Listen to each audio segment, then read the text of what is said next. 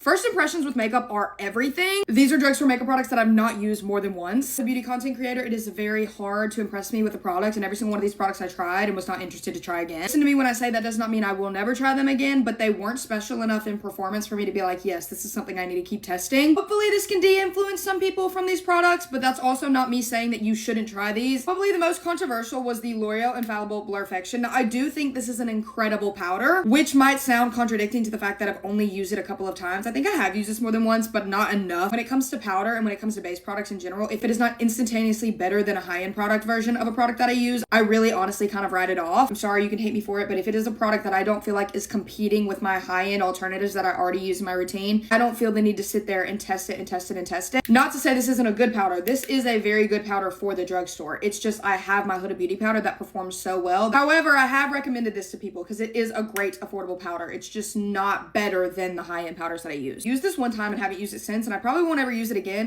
It was kind of a random launch from Morphe. It's like their jelly highlighters. To be honest, when I tried it, it's not that it's not pretty, it's that the application is a little bit difficult. Couldn't really figure out if you're supposed to use a brush, you're supposed to use your finger, and then when you do apply it, it dries down instantaneously, so it's very hard to blend. I just feel like these were kind of a miss for me. Like, are they pretty? Sure. Are they easier to work with? No. Do they make your makeup routine a little bit harder? Yes. So for me, it's just a product I'm probably not going to use again. Super random. I've seen very little about this, but these are products I do not like. They're like mousse bronzers and blushes. Catrice has some, and then Wet n Wild has some. You're going to see I've never even tried the Catrice one, and I don't want to because I don't like the idea of like a mousse blush. Also, the packaging is so small. I will swatch it for you, but the consistency is just so odd. It's literally like mousse that turns into a velvety texture. You guys know I hate that. My reasoning for not trying this is because I did try the Wet n Wild mousse bronzer and I hated it. Hard to even get your finger in the actual pan, but then once you get it in there, the color is just weird. The texture is weird. It blends very strange. It's just odd. Like, it's a very odd product type. I have no interest in the mousse makeup products, not to say that there isn't a market for it. I am definitely not the target market audience for these. These are the Kiko Milano So Chic Trio blushes. They're just, again, nothing special to where I was like, oh, I need to try those again. I'm big on first impressions. I can kind of tell off the bat if I'm gonna like a product or not, or if I need to give it another shot. For a blush that were okay, nothing wowing, and also they're more of a gel texture, so they're not as pigmented as they come off on the swatch. They're a product type you have to build up, and I just felt like that wasn't necessary for me when I have other blushes that perform better than this. I bought these last year to try for a makeup video, and I haven't used them since. It's the CoverGirl True Blend Skin Enhancer Contour Balm. The shade wasn't right, the formula wasn't great, it was nothing special, and it was a product I honestly forgot I even had in my drawer. I tried this powder once, and again, like I said with the L'Oreal one, if a powder is not stand out, like, oh, this could be a contender to compare to a high-end version, simply don't give it a shot because I love my Huda Beauty powder that much. I don't remember this being a bad powder. I remember enjoying it. I know for a fact this wasn't something that I was thinking could compare to what I already used, so for me, it's just not a product I'm gonna go out of my way to use. And lastly, I talked about this in a video because I do really like this product. My only problem with it is the shade. There is no shade range. From my understanding, this is the shade. It was supposed to be a dupe for the Chanel bronzer that's like super popular and was super popular back in 2016. However, there's one shade, so who can use that besides one person that this shade fits? And for me, this is a little light for a bronzer.